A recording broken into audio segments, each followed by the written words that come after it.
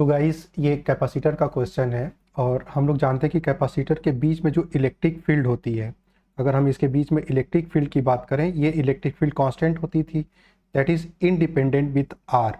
उसकी वैल्यू हम लोग जो प्रूव करते थे वो क्या आता था, that is electric field become E equals to sigma by epsilon not.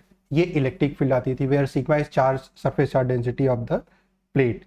इसका सिग्मा हो गया, इसका माइनस सिग्मा हो गया, सरफेस चार्ज डेंसिटी हो गया। अब जो इसके बीच में इलेक्ट्रिक फील्ड है वो आर से इंडिपेंडेंट होती है, मतलब ये यूनिफॉर्म इलेक्ट्रिक फील्ड होती है, ना तो डायरेक्शन चेंज होता है ना इसका मैग्नीट्यूड चेंज होता है। तो इसका मतलब ये हुआ कि इसके किसी भी पॉइंट पे अगर हम इलेक्ट्रिक फील्ड की वैल्यू कहें तो वो बिल्कुल सेम होगा, क्योंकि फील्ड यूनिफॉर्म है, ना तो डायरेक्शन से डिफर करेगा ना तो मैग्नीट्यूड से डिफर करेगा।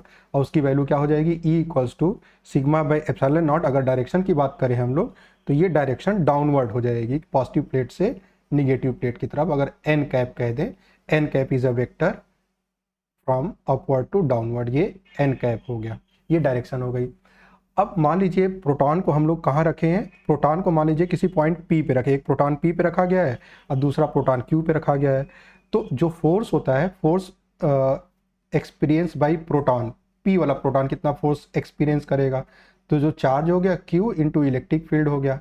चार्ज कितना हो गया, चार्ज हो गया आपका ई हो गया, पॉजिटिव है, और इलेक्ट्रिक फील्ड की value sigma upon epsilon naught, और हम एन कैप कह दे रहे हैं। तो that is force experience by proton P at point at P, जो भी प्रोटॉन रखा गया। इसी तरह से जो क्यू पे रखा जाएगा उसका भी चार्ज सेम है, इलेक्ट्रिक फील्ड सेम है।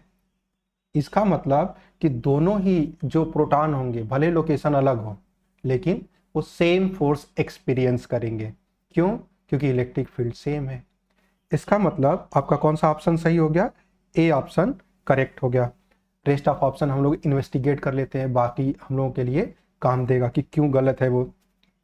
The force on proton P near the positive plate more than, हाँ ये कह रहा है कि जो नियर प्लेट के है वो ज़्यादा है, ये गलत बात है। फील्ड यूनिफॉर्म है तो ऐसा नहीं हो सकता है कि जो नियर है वो उसके ऊपर फोर्स ज़्यादा लगे। नॉन यूनिफॉर्म फील्ड होती, मान लीजिए यहाँ पे एक क्या होता है, इनफाइनाइट रॉड होती, जो इनफाइनाइट लीनियर चार्ज डेंसिटी कहते हैं, उसके लिए बात होता तो उसकी फील्ड आर पे डिपेंड करती है, तो ये ट्रू हो जाता। लेकिन प्लेट के लिए यूनिफॉर्म फील्ड होती है।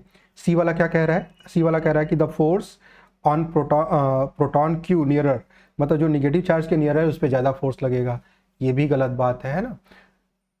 और लास्ट वाला क्या होगा, the force on both proton are zero, ये गलत है। फोर्स जीरो कब होता, फोर्स जीरो तब होता जब हम लोग कहते फील्ड जीरो होती, लेकिन चार्ज और फील्ड दोनों ही नॉन जीरो है, इसका मतलब फोर्स नॉन जीरो होगा, दोनों ही फोर्स एक्सपीरियंस करेंगे और डायरेक्शन डाउनवर्ड होगा पी और क्यू पे, और मैग्नीट्यूड सेम होगा। आई होप आपको ये डिस्कशन समझ में आया होगा।